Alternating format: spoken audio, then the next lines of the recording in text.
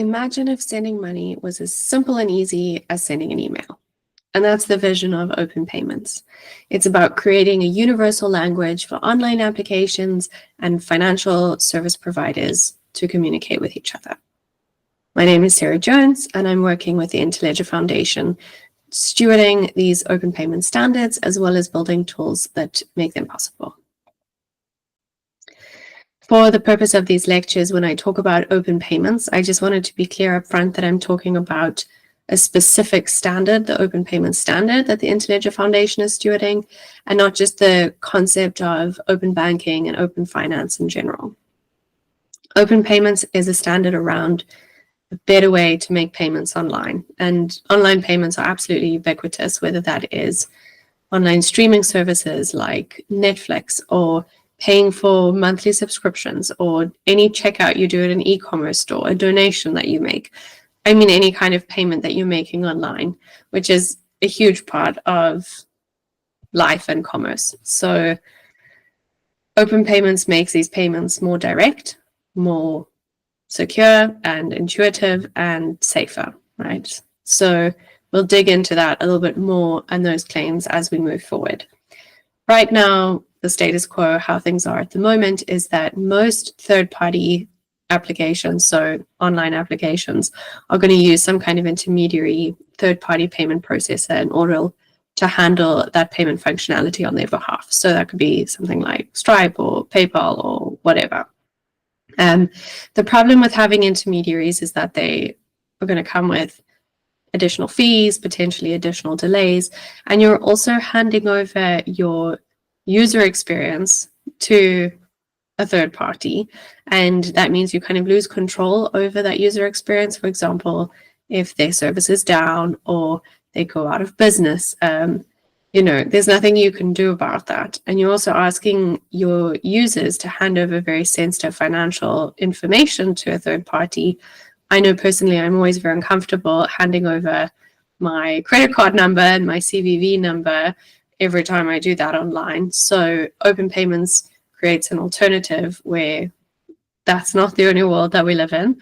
Other than having these intermediaries, the other option right now is to do direct integrations, but every direct integration is work, and that comes with time and cost and risk. And not all financial providers offer direct integrations anyway, so it's not even always possible. And it becomes exponentially more challenging as soon as you're working across different kinds of account providers. So, if you're working from a bank account to a bank account, it's not that complicated. But as soon as you say, well, actually, I want to have a digital wallet making a payment to a bank account, making a payment to a mobile money account, then things start becoming really difficult. And this is where open payments shines, because it's a standard, and standards are the foundation for interoperability. So instead of saying that a bank and a digital wallet need to be able to communicate, so they come up with an integration, and then the digital wallet needs to also communicate with the mobile money account, so it comes up with an integration. None of these have helped the mobile money and the bank to communicate with each other. Whereas if everyone could implement one single interoperable standard like open payments, then that work once off would immediately enable communication between all three parties. So standardization is the key to having seamless value transfer, and it's what will give us scalable, secure interoperability. So what exactly is open payments? Open payments is a standard that gives online applications direct and secure access to users' accounts. And of course, as soon as you hear, oh, an application is going to have direct access to my account, that word secure should be very important. It's not just about like, oh, anyone can access my money. That would be a disaster. So obviously, the standard has been designed with that in mind, to make sure that security and users remaining in control is absolutely top of mind. So as a user, no money is going to be able to be taken out of your account without your consent. It always comes down to you, whether you want to approve that payment or whether you want to reject that payment. And that is in your control on various levels. So you have control over who can access that money, for how long they can access that money, how often they could access that, etc. So you can set a lot of very specific limits on that. And then you also have more control because you have more transparency. So because you are making money available, you can't then get hit with hidden fees after the fact, right? So part of the open payment standard is this inbuilt transparency because everything needs to be calculated up front. And that's really nice because it means that you actually know what you're agreeing to when you agree to it. So open payments is about making online payments easier, making it more similar to this experience we've become so accustomed to with email. And it creates a really nice analogy. So, you know, when I send an email, I don't think twice about what email provider the recipient has. You know, it doesn't matter if I'm on Gmail and they're on Outlook. You know, I wouldn't even think to ask the question because it's not relevant, because no matter what their account provider is, they are going to implement the same standard that enables my email to communicate with their email and for everything to happen seamlessly. And that's what we need for payments to be interoperable and to abstract that complexity away from users.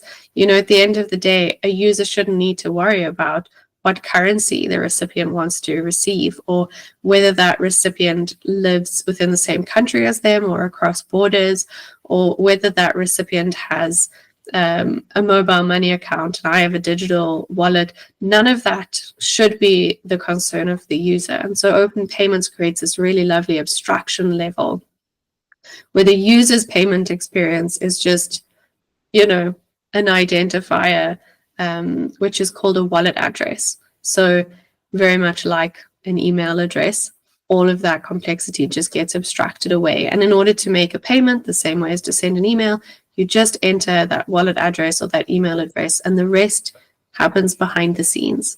So what's really nice about this wallet address is that it's something that is publicly shareable, exactly like an email address. I could share it with an acquaintance in a way that I would never want to share my credit card number or CVV number with someone I've never met before.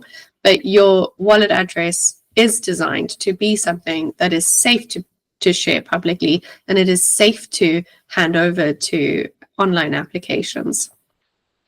So at the end of the day, the wallet address is actually an alias for your underlying account. So it doesn't contain any of your personal identifying information. You know, you put in a public name, but I mean, that could be a nickname. It could be whatever you want it to be. It doesn't need to be your legal name. It doesn't have your identity numbers or anything like that. What it does is it means that the account provider that you signed up with, they will be able to know which wallet address links to your account, but they don't need to share that information outside with parties who don't need it, like the e-commerce store. So your information that's sensitive stays within the account provider that you signed up with. And that relationship between the user and their account provider is something that is sacred and kept absolutely intact. So the online application isn't getting in the middle of that relationship. It's actually rather facilitating communication, saying, hey, you know, Sarah would like to make a payment, and then my account provider would prompt me to say, do you approve to make this payment? But that payment would be made by the account provider, not so much by the app. So you need to see open payments as a way for apps to communicate directly with account providers and with your users' accounts, but they're not. Open payments is not making the money move. It's facilitating that movement. And we'll dig into that distinction a little bit as we go. But just to say that the relationship between me and my account provider stays intact and it is sacred. And we're not saying that there should be something in the middle of that. It's more about this communication layer. So a wallet address, also like an email address, is designed to be something that's a little bit more clear and human readable. So, you know, it might contain like your nickname or, you know, something like that, like your email address might, instead of just this string of digits. Are you sitting there thinking, was that 2 2s or 3 2s? Or like, you know, exactly how many digits did I skip one or put one in the wrong place? It's just a horrible It's always a horrible anxiety-inducing experience. So at least with a bit more of like a clear, memorable wallet address, I like to hope we could interact with a little bit more confidence as well. Let me just scroll back to my opening slide over here. So you could see there an example of a wallet address where it's this Interledger test.dev/Sarah, which, I mean, come on, is just 100 times more memorable and easy to use than like, you know, a string of 12 digits that like is never going to stick in your brain.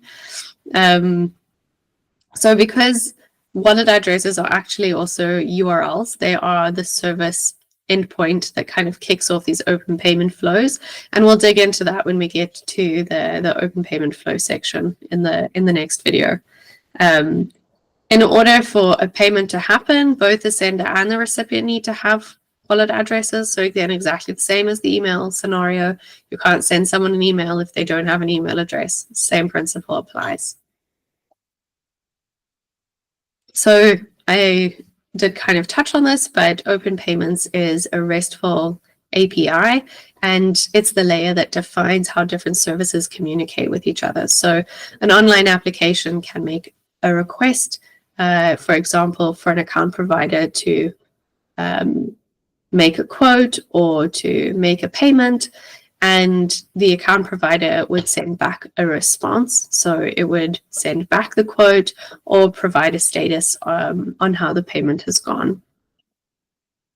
When you're looking at an API, there's always kind of two sides to the coin, right? On the one side, there is the service that implements the API, and then the client who can use the API. So the account provider, you know, you'll see this acronym ASE a few times through here.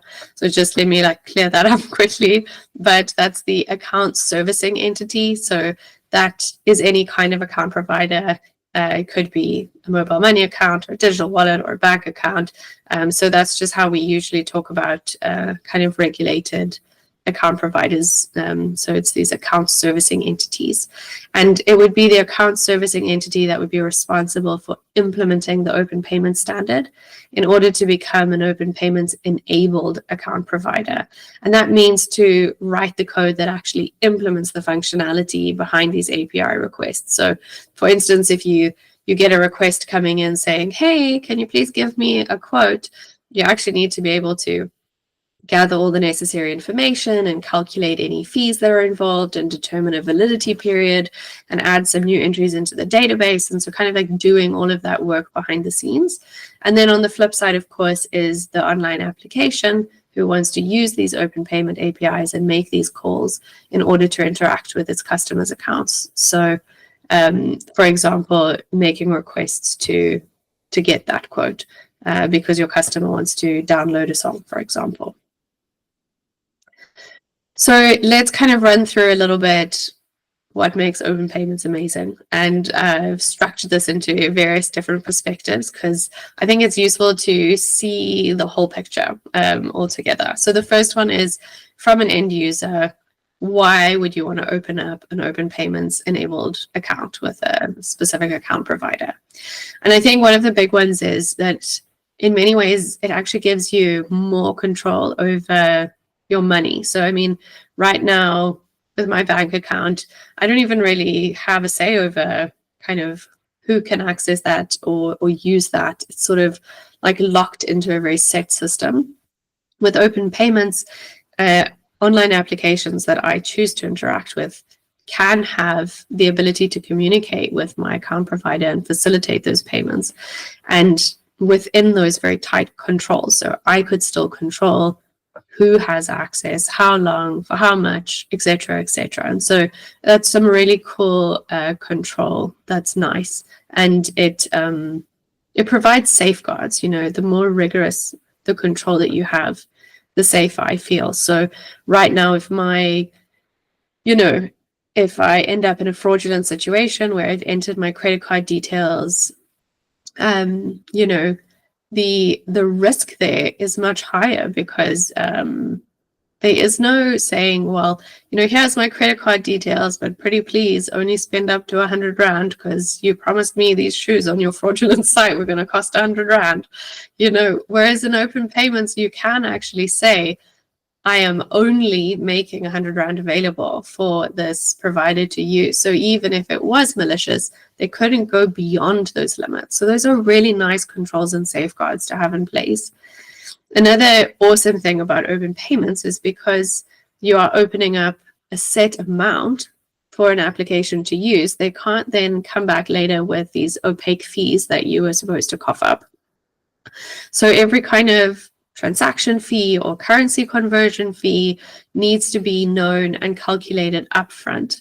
And I feel like that's just a game changer for users, so that when you're agreeing to a payment, you actually know what it is that you're agreeing to upfront, and you can see where your money is going. Like, how much is the recipient actually getting? How much of your payment is actually going to fees?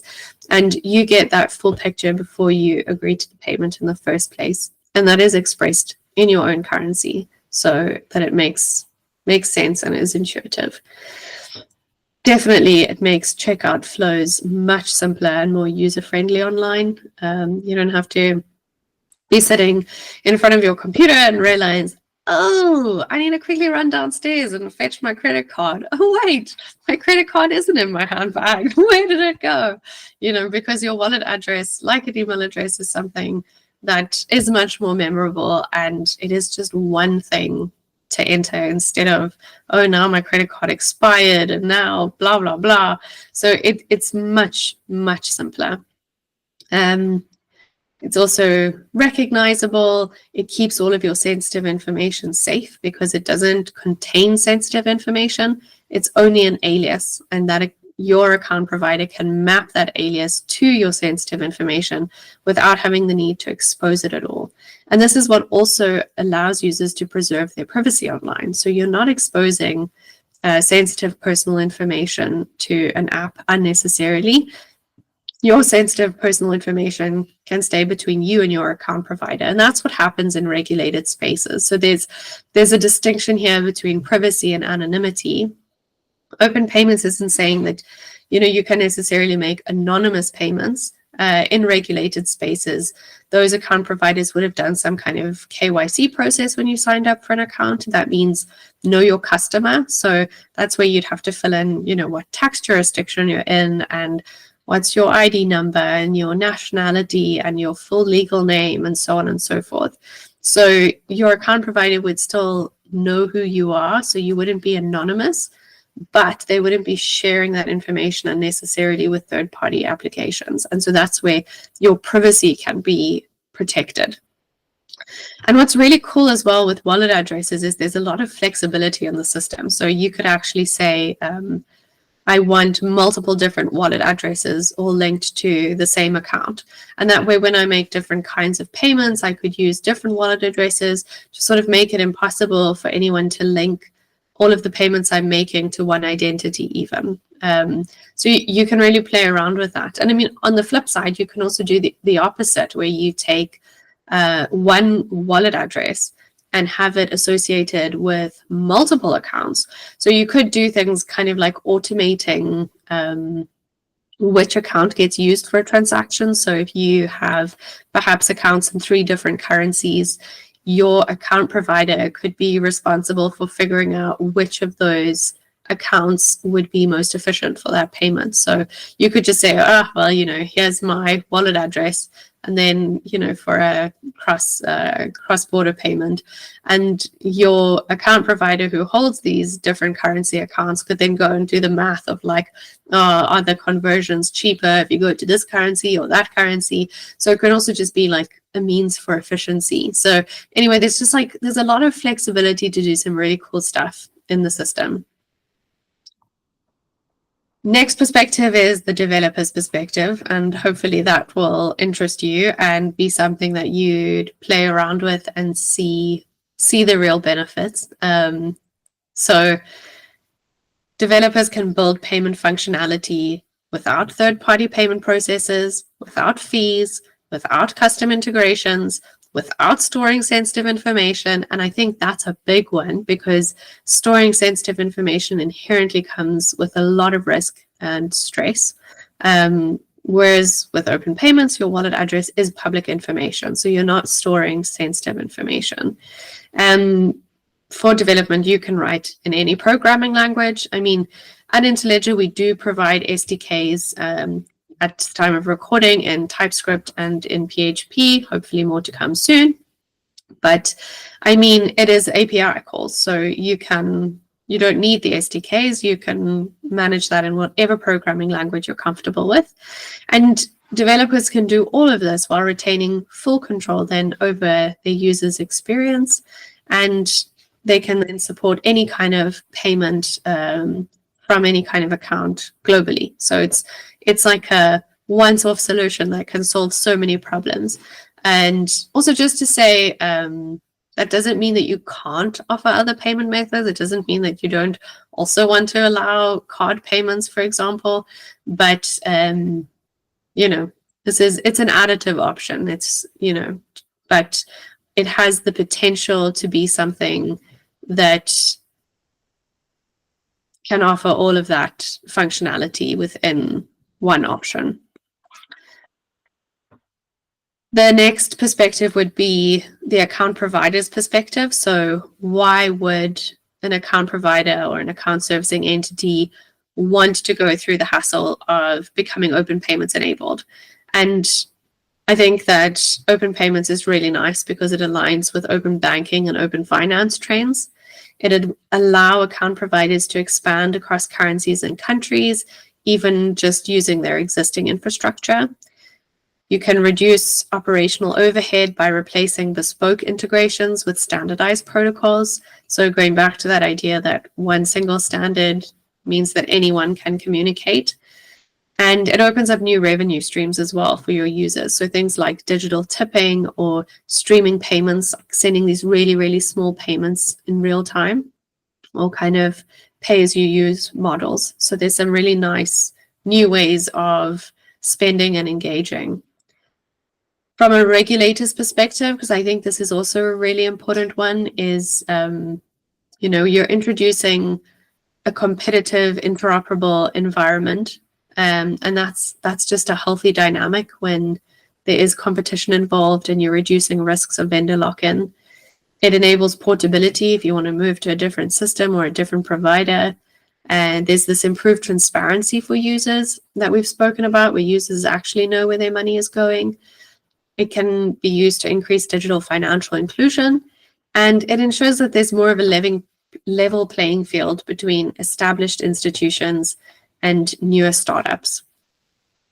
So finally, to kind of wrap this section up, I think there's maybe one misconception that's still outstanding, which is sort of these different layers to what happens when a payment is made. And it needs to be clear that the open payments protocol is not about making the actual money move at the end of the day. It's about facilitating payments. So when it comes to a payment, there's kind of these three layers. There's messaging, clearing, and settlement. So the messaging layer is all about the communication phase, where the sender and receiver exchange information that's needed to make a payment, like how much is being sent, who are the parties that are involved, and negotiating the terms of the payment. Then clearing is the reconciliation phase that sets obligations, and it determines who owes what to whom and how much each party will send and receive. And finally, there's the settling layer. And now this is the layer that open payments is not involved in. And that's the final transfer of value, where money is actually moved between accounts, banks, wallets, whatever. And settlement happens on the ledger layer. So a ledger, it's simply a record of financial transactions. And it could be something as simple as a spreadsheet or something more complicated like a bank account transaction history. And it really doesn't matter what. This is designed to be interoperable. So if we look at the Interledger Foundation, the Interledger protocol, it's a really important wording here, that interledger. Interledger is working between the ledgers. So we're not on the ledger adjusting users' balances and recording transactions and moving money from one account to another.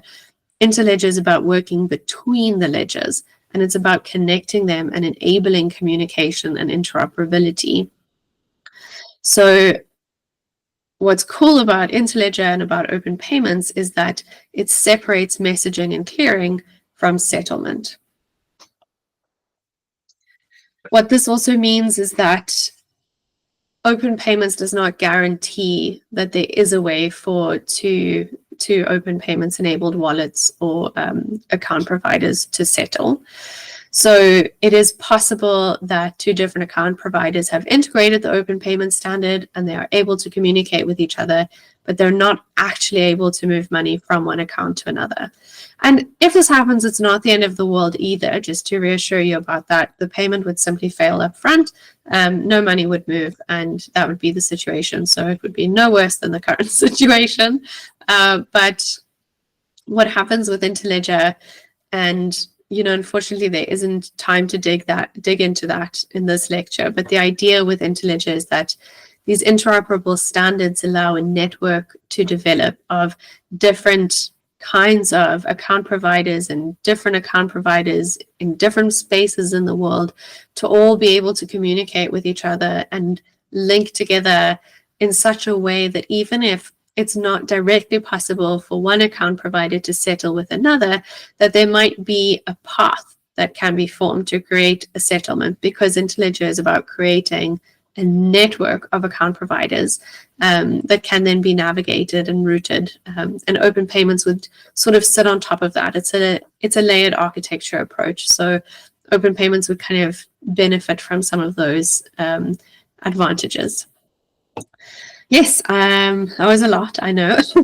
And next we will dig into the open payment flows. And I think a lot of these concepts become much clearer when you sort of see like, oh, this is how the process starts and where it develops and how it ends and exactly what falls into the scope of open payments, and then seeing how settlement happens at the end and how much is covered before settlement takes place.